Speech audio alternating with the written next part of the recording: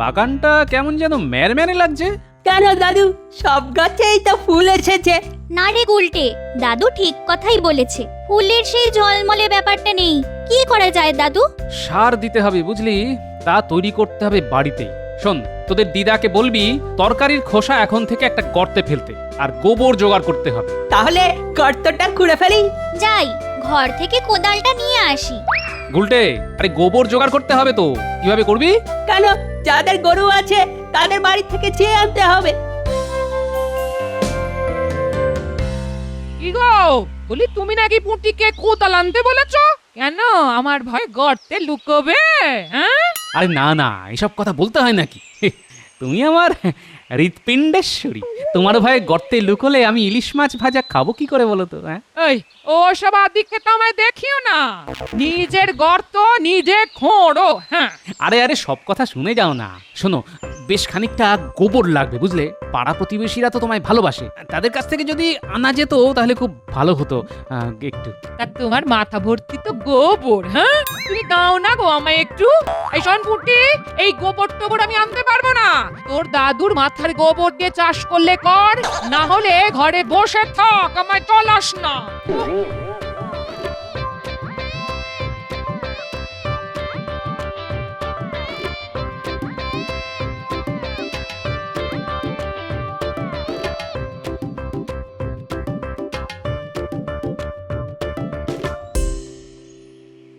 মন্ত্রীমশাই নেই, কিন্তু আমাদের ডাকলেন যে।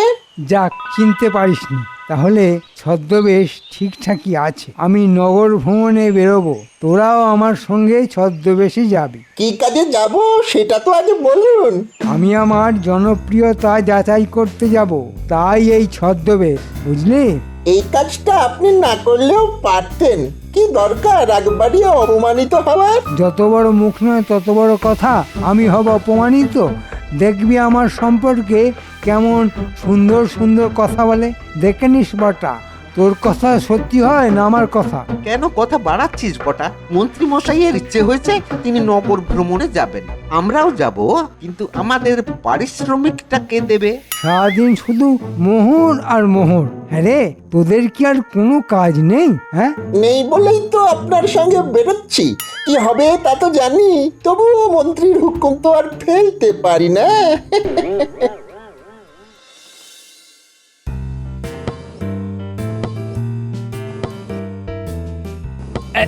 দেখ কি করে কোদাল চালাতে হয়। এবার তোরা পারবি তো?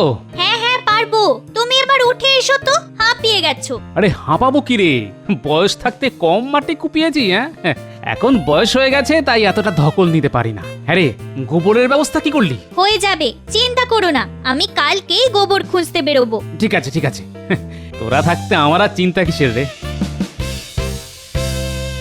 আপনাকে খুব চেনা চেনা লাগছে মশাই। আমার তা একেবারেই লাগছে না, আপনাকে তো এখানে আগে কখনো দেখিনি। না না, তা দেখবেন কি করে, আমি তো মাঝে মাঝে এখানে আসি। আসলে কৃষ্ণনগর আমার মাসির বাড়ি। আচ্ছা আচ্ছা, তা এরা আপনার কে হয়? মাস্তুতো ভাই, এরা আমাকে আপনাদের নগর দেখাতে বেরিয়েছে, এই আর কি। তা কেমন লাগছে? খুব সুন্দর। আসলে কি জানেন, একটা রাজ্যের মন্ত্রী যদি বুদ্ধিমান হয়, রাজ্যের চেহারাটাই বদলে যায়। কি বললেন? মন্ত্রী মানে ওই অপগণ্ডটা? জানি না আমাদের মহারাজ এত ভালো আর বুদ্ধিমান হয়েও ওই গাধাটাকে সহ্য করেন কি করে। অথচ রাজার সভায় গোপালের মতো একজন বুদ্ধিমান লোক থাকতেও ওই লোকটাকে কেন যে মন্ত্রী করলো সেটাই তো আমরা বুঝতে পারছি না।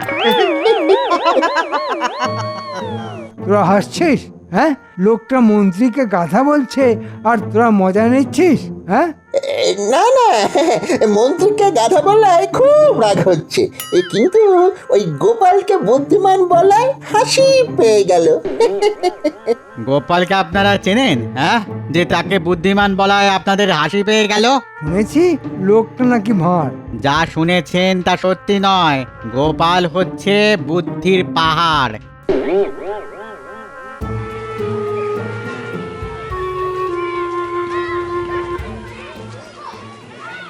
কি দেব মশাই? না, আমরা এই দোকানপত্র দেখতে বেরিয়েছি। তা কেমন চলছে সব? কি করে আর চলবে বলুন, মহারাজ এমন একটা মরকটকে মন্ত্রী বানিয়েছে যে কিছুতেই দাম ঠিক রাখতে পারছি না। আপনারা কি রাজবাড়ি থেকে আসছেন নাকি? তাতে তোমার কি? হ্যাঁ, তুমি রাজ্যের মন্ত্রীকে মরকট বলবে আর আমরা তা মেনে নেব? মরকট কি বলছেন? হ্যাঁ, লোকটা মূর্খ, অপগণ্ড, অপদার্থ, সারমেয়র চাইতেও অধম। হ্যাঁ, আপনারা কে আমি জানি না, তবে স্বয়ং মহারাজ আসলেও আমি একই কথা বলতাম এবং এটাও বলতাম যে আপনার কি মস্তিষ্কের বিকৃতি ঘটেছে যে গোপালকে বাদ দিয়ে একটা ভণ্ডকে মন্ত্রী করেছেন? হ্যাঁ, এত বড় কথা?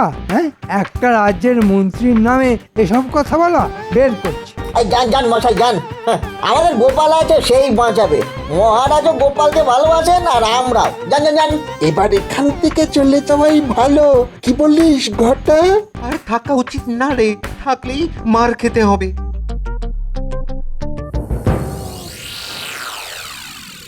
গর্ত হয়ে গেল, এবার তরকারির খোসা আর গোবর ঢালতে হবে, তাতে যা সার হবে না, দেখবি কি ফলনই না হবে। হ্যাঁ, দিদা একেবারে তাক খেয়ে যাবে। হয়ে যাবে, তুমি চিন্তা করো না, আমি কালকেই গোবর খুঁজতে বেরোবো। পুটি, এটা তুই ভুল বললি। দাদুর কাজে গাফিলতি গোলটা কিন্তু মোটেই সহ্য করতে পারে না।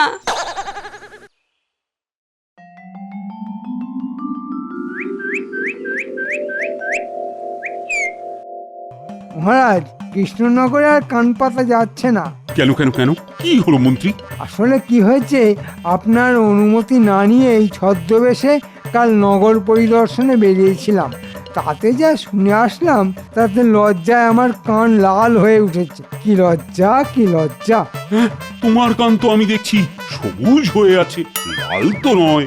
লাল রং লুকাতে সবুজ আবির মেখেছি মহারাজ। এতে হাসির কি আছে?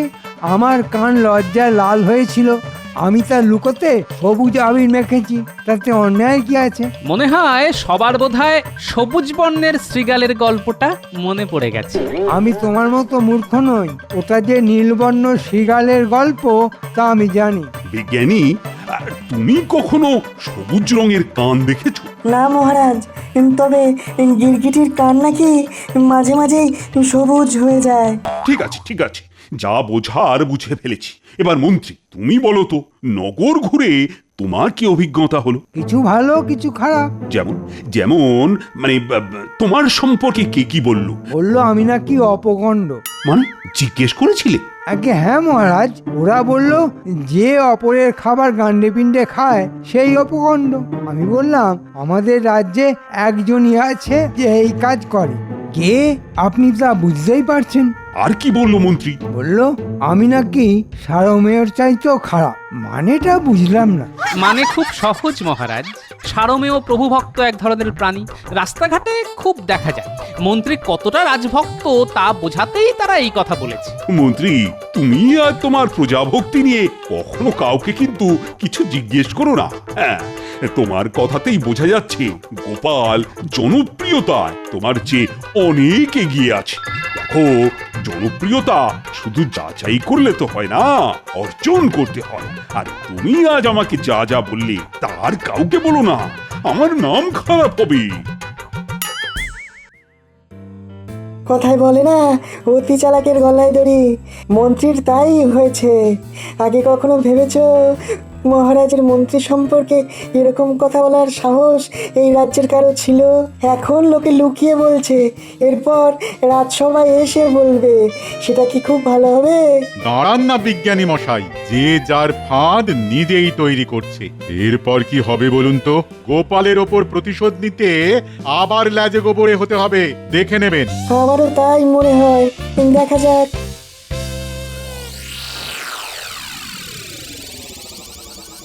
কি রে বটা, শুনলাম তোদের মন্ত্রী মশাইকে নাকি সবাই খুব প্রশংসা করছে।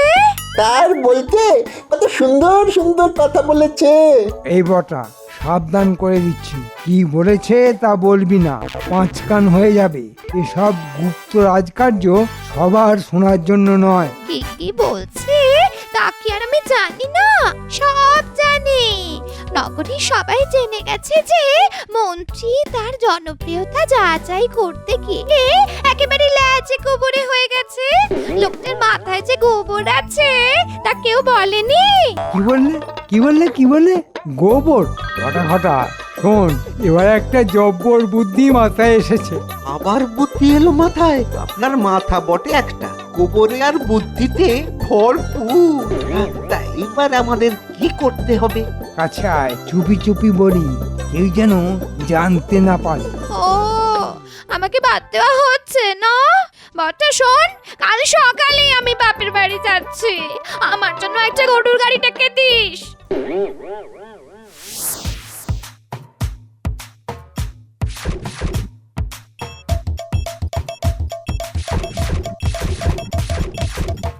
আর একটু তাড়াতাড়ি হাত লাগা, ভোরের আগেই এসব গোপালের বাড়ির সামনে জড়ো করতে হবে।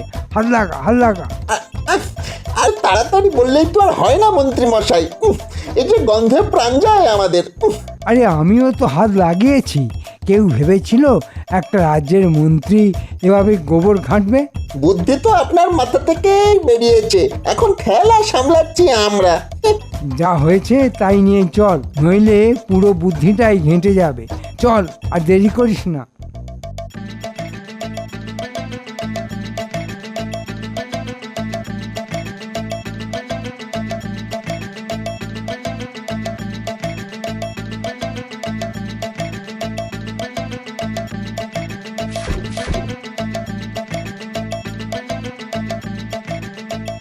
ব্যাস, কেল্লা ফতে।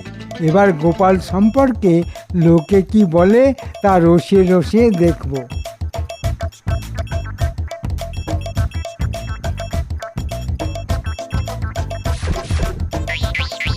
এবার চলুন চলুন, গায়ে একেবারে ওই পচা গন্ধে বমি পেয়ে যাচ্ছে।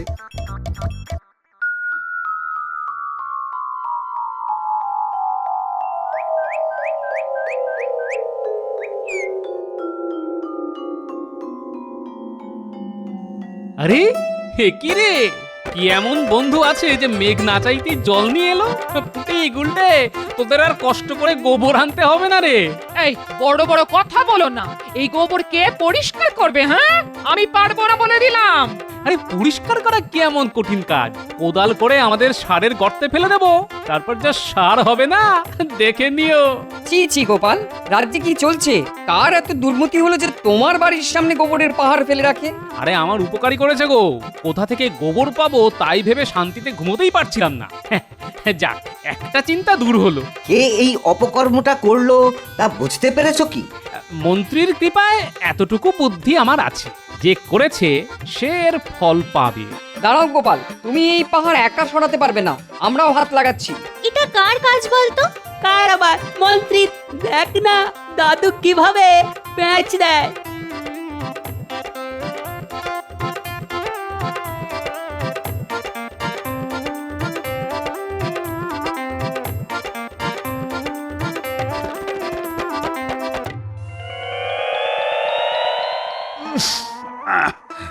আচ্ছা, কার গা থেকে এরকম উৎকট গন্ধ আসছে বলো তো? কার আবার? মন্ত্রীর গা থেকেই তো মনে হচ্ছে। কি মন্ত্রী, তুমি কি কাল রাতে পচা পুকুরে ডুব দিয়েছিলে নাকি? হ্যাঁ মহারাজ, মন্ত্রী কাল গোবরে পদ্ম ফুল খুঁজতে গিয়েছিল, না পেয়ে আমার বাড়ির সামনে ফেলে দিয়ে গেছে। শুধু ফেলেছে কি, একেবারে পাহাড় বানিয়ে দিয়েছে। প্রমাণ দাও যে আমিই ফেলেছি। খুব সহজ, ওর গায়ের গন্ধ নিন আর আমার বাড়ির গোবরের গন্ধ কাউকে দিয়ে নিয়ে আসুন, দেখবেন একই গন্ধ। মন্ত্রী, সত্যি কথা বলো, তুমি গোবর ছড়িয়েছো গোপালের বাড়িতে? আসলে মহারাজ, কৃষ্ণনগরে এত গরু যে বাড়িতে বাড়িতে খুব বেড়ে যাচ্ছে, তাই কি আর করব, কোথায় ফেলবো কিছু ভেবে না পেয়ে গোপালের বাড়িতেই ফেলতে বলেছিলাম। মহারাজ, মন্ত্রী আমার প্রকৃত বন্ধুর কাজই করেছে। এই গোবর থেকে যে ফলন হবে তা কিন্তু মন্ত্রীকে নৈবেদ্য না দিয়ে আমি মুখেই দেব না। না মহারাজ, আগে গোপাল খেয়ে বেঁচে থাকলে আমি নিশ্চয়ই খাবো, কথা দিচ্ছি। গোবর এভাবে চুরি করা মানে আমাদের সম্পদ চুরি করা। হ্যাঁ, আমি গোবর সার তৈরি করছিলাম, সব চোরে নিয়ে গেছে। এটা কি মগের মূল্য নাকি? আমার সামান্য গোবর এখন ঘুঁটে বানাবো কি দিয়ে? আরে রান্নাই তো হবে না, এর একটা বিহিত চাই। গোবরগুলি সব গর্তে ফেলেছিস তো? হ্যাঁ দাদু, দিদাও তরকারির খোসা ওখানেই ফেলছে আজ থেকে। শোন, একটা কাজ করতে হবে, কাগজে লিখতে হবে যাদের যাদের বাড়ি থেকে গোবর চুরি গেছে তাদের তাদের বাড়ির দরজায় লিখে রাখবে। মন্ত্রী মশাই এই গোবর চুরির সমপরিমাণে সোনার মোহর দিয়ে দেবেন। কালকে মন্ত্রীর বাড়িতে সবাইকে আসতে অনুরোধ করা হচ্ছে। ফল কি হবে তা বুঝলি? হ্যাঁ,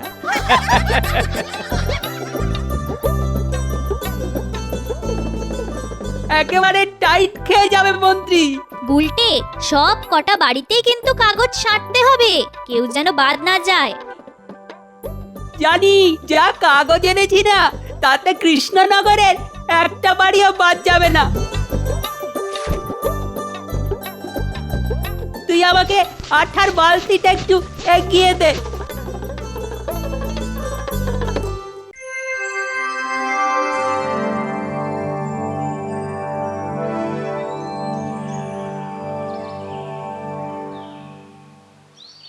গোবরের বদলে সমপরিমাণ স্বর্ণমুদ্রা বলে কি? কাল আমার বাড়ি থেকেও তো গোবর চুরি গেছে। যাই যাই তাহলে সোনার মোহর নিয়ে আসি।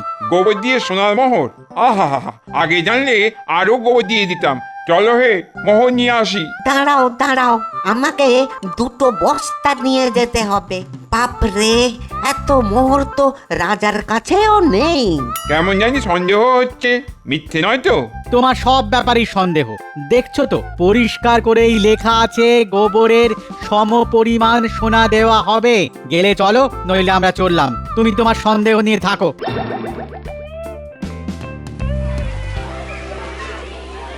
আরে ও মন্ত্রী মশাই, মন্ত্রী মশাই, আরে ও মন্ত্রী মশাই, আর কতক্ষণ দাঁড়িয়ে থাকবো?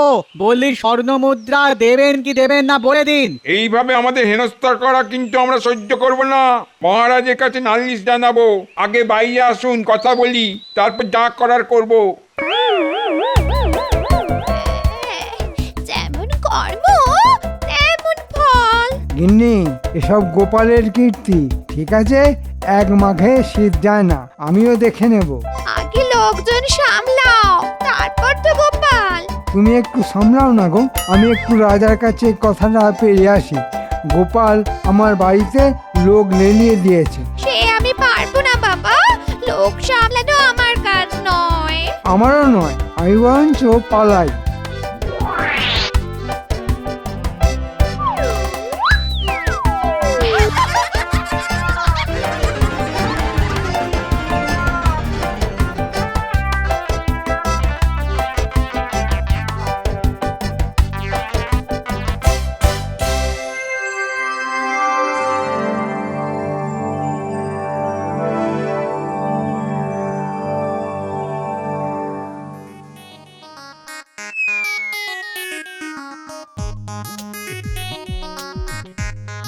গোপাল আমার সর্বনাশ করে দিয়েছে মহারাজ। কেন কেন কেন? গোপাল আবার কি করলো? ওই তো লক্ষ্মী ছেলের মতো বসে আছে। আপনার আশকারাতেই ও নিজেকে এখন মহারাজ ভাবতে শুরু করেছে। সেটা তো লোকে তোমার সম্পর্কেও বলে। মহারাজ, মন্ত্রীর যা অবস্থা হয়েছে মনে হয় ওর কোনো বিপদ হয়েছে। ওকে রক্ষা করাই এখন আমাদের প্রধান কাজ। হ্যাঁ হ্যাঁ, সেটাই করা উচিত। বলো বলো মন্ত্রী, কি এমন বিপদে পড়েছো যে এভাবে রাজসভায় ঢুকে পড়েছো? বিপদ বলে বিপদ, গোপাল আমার পিছনে লোকজনকে খেপিয়ে দিয়েছে। তারা আমার বাড়িতে হামলা করার জন্য জমায়েত হয়েছে। আমি তো ভয়ে পালিয়ে এলাম। হ্যাঁ, এই কথা কি সত্য গোপাল? ব্যাপারটা হলো, আজ নগরের সেই সব বাড়িতে কারা যেন লিখে দিয়ে গেছে মন্ত্রী মশাই তাদের নাকি গোবর চুরির সমপরিমাণ সোনার মোহর দিয়ে দেবে। তাই সবাই বাড়িতে গেছে সোনার মোহর আনতে। এতে আমার কি অপরাধ মহারাজ? মন্ত্রী, তোমায় আমি আগেই বলেছিলাম গোপালের পেছনে লাগতে চেও না। দেখলে তো তার ফল কি হয়। এখন সামলাবে কি করে? দেখো দেখো গোপাল কোনো সাহায্য করতে পারে কিনা। ভাই গোপাল, তুমি আমার ভরসা। এবার বলো কি করে এর প্রতিকার করা যায়। মন্ত্রী মশাই, পথ তোমায় আমি বাতলাতে পারবো না। আসলে ওরা তোমার মুখ থেকেই শুনতে চায় কি করে এসব হলো। আমি কিছুই করলাম না আর আমাকেই বলতে হবে আমি সব কিছুর জন্য দায়ী? এটা কি খুব ন্যায্য হলো মহারাজ?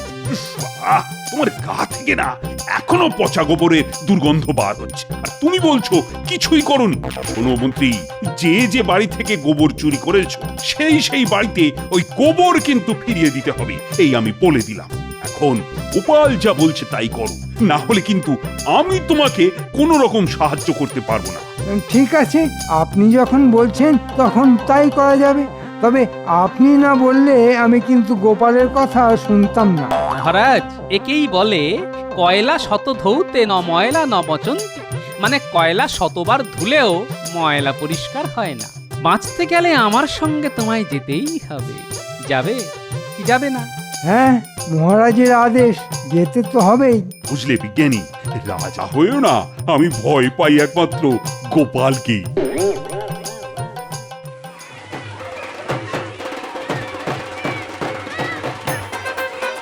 শোনো ভাই সব, ব্যাপারটা খুব গোলমেলে। বাইরে থেকে কিছু লোক আমাদের রাজ্যে এসে গোবর চুরি করে আবার মন্ত্রীর বাসভবনে লিখে গেছে যে গোবরের সমপরিমাণ সোনার মোহর দেওয়া হবে। এখন তোমরাই বলো, এটা কি মহারাজের পক্ষে সম্ভব? তাকে তো দিলিয়া হয়ে যেতে হবে, তাই না? হ্যাঁ, তত বটেই। মহারাজের দিকটাও তো আমাদের দেখতে হবে। কিন্তু গোপাল, এই মন্ত্রী কিন্তু বড্ড পাজি লোক, একে শাস্তি দিতেই হবে। মহারাজ সেই শাস্তির রায় দিয়েছেন। যার যার বাড়ি থেকে গোবর চুরি গেছে তাদের বাড়িতে সেই পরিমাণ গোবর ফিরিয়ে দেবেন আমাদের মন্ত্রী মশাই। কি খুশি তো? হ্যাঁ, খুব খুশি। আমাদের মোহর মোহর লাগবে না। একেই বলে ধর্মের কল বাতাসে নড়ে। দাদু বলেছেন কর্মফল।